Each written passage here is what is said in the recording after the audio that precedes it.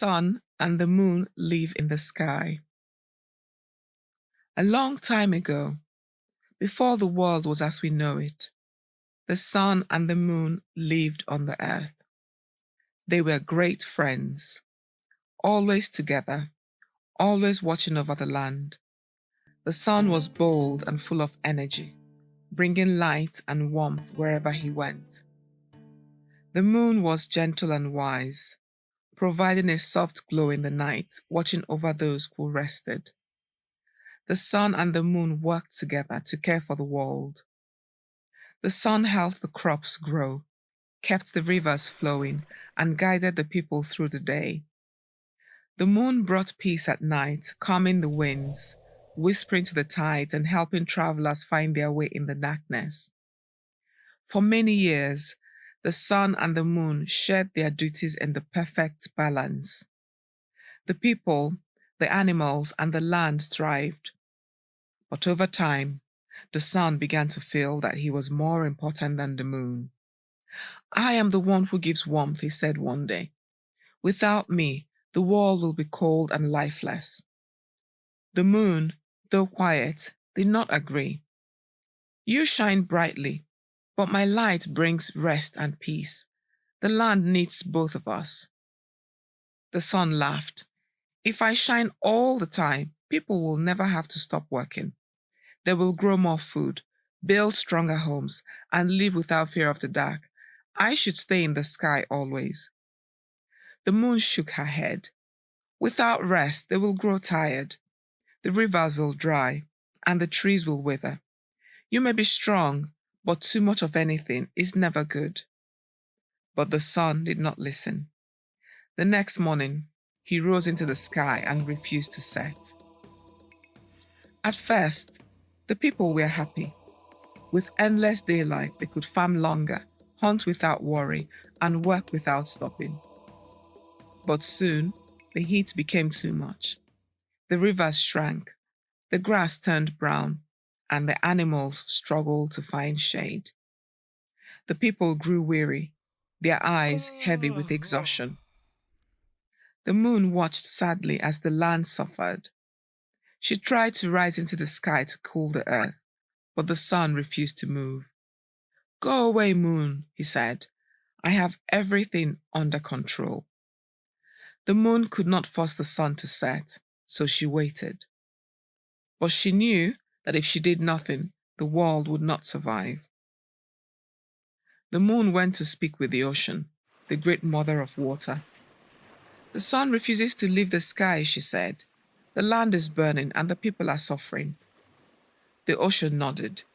"If he will not listen, then we must remind him of balance." That evening, as the sun continued to shine, the ocean called upon her waves. Slowly, the waters rose higher and higher. The rivers swelled, the lakes overflowed, and soon the land was covered in great floods. The people ran to the mountains, seeking safety. The sun watched in shock. "What have I done?" he asked the moon. "I have done nothing," she said softly. "Nature is correcting itself." The sun finally understood. He had been too proud, believing the world needed only his light. He had forgotten the wisdom of the moon and the balance of nature. "I cannot live on the earth anymore," he said. "If I stay, I will bring too much heat. I will go into the sky where I can shine from above." The moon nodded.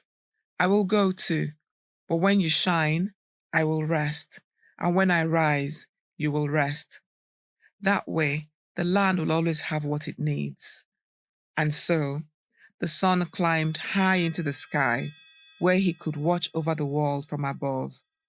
The moon followed, but she stayed on the other side, waiting for her turn to bring light. From that day on, the sun and the moon have never lived on the earth again. They take turns, watching over the world, bringing day and night, heat and coolness, work and rest. And so, this is why the sun and the moon live in the sky, to remind us that balance is the way of nature. When one takes too much, the world suffers. But when we share, when we respect each other's place, the world remains at peace. And so it was. The kingdom. The people of Yamekram prepared for their most important event of the year, the Festival of Drums. It was a time of dancing, singing, and storytelling, where the great drums of the ancestors were played to honor the spirits and bring blessings to the land. But trouble was near. The village's sacred royal drums, the heart of the festival, had vanished. The chief's messengers searched high and low, but the drums were nowhere to be found. Without them, the festival could not happen, and the people feared that the drums would turn away from them. The chief called a village meeting. Someone has stolen the drums, and our festival is in danger. The spirits could turn away from us, he declared. Who among us is clever enough to find them? The warriors were strong, the hunters were brave, and the wise elders were knowledgeable, but no one knew where to start. Then, from the middle of the crowd, a tiny voice spoke. I will find the drums. Everyone turned to see Anansi the spider, small and spindly, yet full of tricks and cleverness. Some villagers laughed. What can a tiny spider do? Anansi only smiled. A tiny fly knows where the lion sleeps, he said. I will bring back the drums. Anansi scurried to the outskirts of the village, where the old palm tree stood. This was where Beta the hyena, the greedy trickster, lived. Beta was always jealous of the villagers' joy and celebrations. If anyone had stolen the drums, it was him. Anansi knew he couldn't challenge Beta with strength. Hyena was big, strong, and had sharp teeth. But Anansi had something better: wisdom and tricks. He climbed the tree and called out, "Oh, mighty Beta, I have heard you play the drums like no other. The whole village is talking about your talent." Beta's ears perked up. Yes, yes, I am quite skilled, he said, grinning. Anansi continued, but I am confused. I thought the greatest drum player in the land was Nana the crocodile, who plays for the king. Perhaps I was mistaken. Beta's eyes flashed with anger. Nana crocodile? Pfft, I play better than that old reptile. Anansi pretended to be surprised. Really? Then why don't you prove it? Let's have a drumming contest at the riverbank. If you win, I will tell the whole village that you are the greatest drummer ever. Beta loved the idea. He wanted everyone to admire him. He agreed at once. When they reached the riverbank, Anansi pointed to a large log in the water. That is the perfect place for your drumming, he said. Now, what Beta didn't know was that the log was hollow and very, very slippery. It was home to the clever Twi fish, who always helped those in need. Beta placed the stolen royal drums on the log and started to play. He played and played. As soon as the rhythms filled the air, Twi fish wiggled beneath the log. Splash! Beta slipped and tumbled into the river.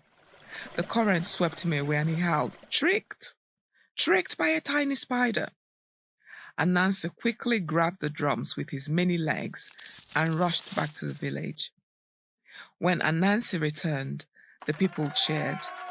The chief laughed heartily and said, "Anansi, you have proved that wisdom is greater than strength.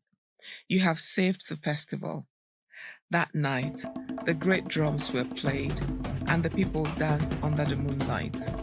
The festival was more joyful than ever, and from that day forward, Anansi was honored as the protector of tradition. A small trick done wisely can save a great people. And so, why the tortoise has a cracked shell. Long ago, before the world was as we know it, the tortoise had a smooth, shiny shell, strong and unbroken. In those days, he was known as Daniya, meaning the cunning one. He was clever, yes, but also greedy, always thinking of ways to fill his belly without working too hard. One season, the land was dry. The rivers shrank, the grasses turned brown, and food was scarce. Even the mighty baobab tree stood still, its roots thirsty for water. The animals grew weak, but then came wonderful news. The birds were hosting a great feast in the sky. Oh, a feast? The tortoise licked his lips. I must go. But there was one problem. Tortoise had no wings. The feast was to be held high above, where only the birds could reach. So he hatched a plan. Tortoise went to the birds and said, "My dear friends, do you not know that in the olden days I too was a bird? Ah, my wings have faded, but my heart still soars. Will you not take me with you?" The birds, kind-hearted as they were, agreed. They each gave him one feather, and soon Tortoise had a beautiful coat of many colors. He flapped his wings and whoosh, he was flying. As they flew higher and higher, he turned to the birds and said, "Since I am now one of you, we must all take new names for this feast." The birds nodded, for they had no reason to doubt him. "What name shall you take, Tortoise?" they asked. He smiled slyly and said, "Call me all of you." The birds laughed and flapped their wings. "A strange name," they said, "but if that is what you wish, so be it." At last they arrived at the great feast. The clouds were thick like soft wool, and the birds were filled with joy. The tables were laden with golden grains, ripe fruits, and fresh honey dripping from wooden bowls. The king of the birds clapped his wings and said, "Let us eat." But before anyone could take a bite, Tortoise stood up and raised his voice. "Wait! It is tradition that the first meal is given to all of you before anyone else eats." The birds nodded. Yes, yes, that is right. Then Tortoise smiled wide and said, "But do you not remember? My name is all of you. So that means the first meal is for me." The birds gasped. The tortoise had tricked them. He ate and ate and ate until his belly was round like a calabash. When the birds saw what he had done, they grew angry. "He has fooled us. Let us leave him behind." And so one by one, the birds plucked their feathers from Tortoise's back. Without them, he could not fly. The feast was over, and the birds soared back to the earth, leaving Tortoise stranded in the sky. Tortoise looked down to earth. The ground was far below, and he had no way to get down safely. So he shouted at the top of his voice, my wife, bring out all the soft things in our home and spread them outside." Now, Tortoise's wife was a clever woman too, but she knew her husband well. So she called out, "What do you need them for?" Tortoise was too proud to admit he had been foolish. So he called back, "Just do as I say." So his wife spread out hard cooking pots, grinding stones, and thick firewood, thinking they were the soft things he wanted. And then, closing his eyes, Tortoise let go and fell from the sky. And crack. He landed hard, and his beautiful shell shattered into pieces. His wife rushed over, shocked. She gathered the broken pieces and stuck them back together with tree sap. But no matter how she tried, the shell was never smooth again. And so, from that day, the tortoise's shell has always been cracked to remind us that greed and trickery bring nothing but trouble. As beautiful as the morning sun and as kind as the cool evening breeze. But what set her apart was not just her beauty. It was her wisdom, patience, and the kindness she showed to all, even the smallest creatures of the earth. In the same village, there was a cunning trickster named Ijele. Ijele was not a man, nor was he a spirit. He was something in between, a shapeshifter who could be as smooth as the wind and as sly as a snake. He had deceived many, stolen from the hardworking and misled the innocent. Yet no one could catch him, for he was as slippery as a fresh palm nut. One day, the great king of the village called for an assembly. A mighty problem had arisen. The village's sacred stream, Mirindu, the river of life, had stopped flowing. Without it, the crops would wither, the children would grow weak, and the elders would lose their strength. The village's Dibia, the wise elder and seer, consulted the spirits and declared, "The river is angered because a great wrongdoing has been committed. To restore it, a pure-hearted soul must journey into the forbidden forest and retrieve the pearl of Ndu, the life pearl, from the spirits who guard it." Fear gripped the village, for the Ajolfia was home to spirits, beasts, and unseen dangers. Many warriors stepped forward, but the spirits rejected them, saying, "Your hands are not clean." When no one else was accepted, Adanma stepped forward. The villagers gasped. "A maiden? She cannot do it," they whispered. But Adanma, guided by her pure heart, approached the Dibia. "Elders," she said, "let me go. I do not seek glory. I only seek to save our people." The Dibia nodded solemnly. "Go, child, the spirits will test you." Before Adanma set off, Ijela the trickster approached her, smiling slyly. "Adanma, you're too delicate for such a task. Let me go in your place, and when I return with the pearl, you shall have all the praise." Wise beyond her years, smiled and said, "Ijele, the spirits have chosen me, and I shall go." Angered, Ijele hatched a wicked plan. As Adanma entered the Ajofia forest, she was met by three magical beings. The first one was the whispering tree. The whispering tree murmured, "Turn back, child, or be lost forever." Adanma closed her eyes and whispered, "I come with a pure heart, seeking to heal my people." And the tree and its people parted. And the second thing appeared. This was the river spirit, Nemiri. She rose in waves. "Prove your worth or be swallowed whole." Adanma knelt and cupped her hands, offering water to a thirsty bird beside the river. Seeing her kindness, Nemiri smiled and let her pass. The third was the spirit of the pearl.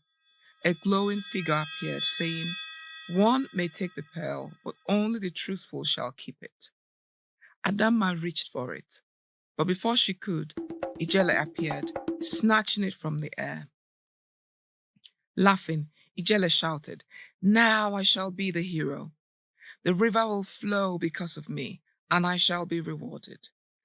And he dashed toward the village, leaving Adanma behind. But as he neared the village, the pearl burned his hands, turning to dust before his eyes. The ground beneath him cracked, and from the earth rose a great wind. The spirits' voices echoed, "Trickery cannot steal purity. A wicked heart shall never hold the gift of life."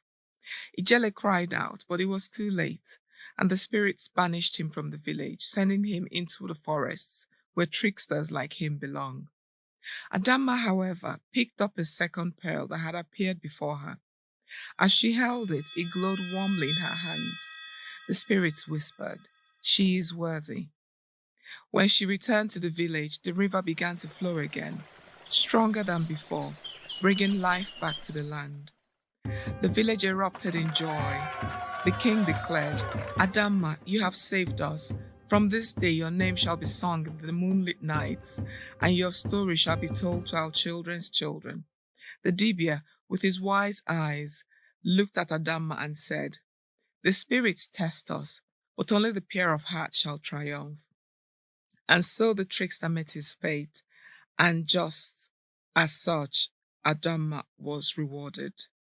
As our fathers say, and so it was.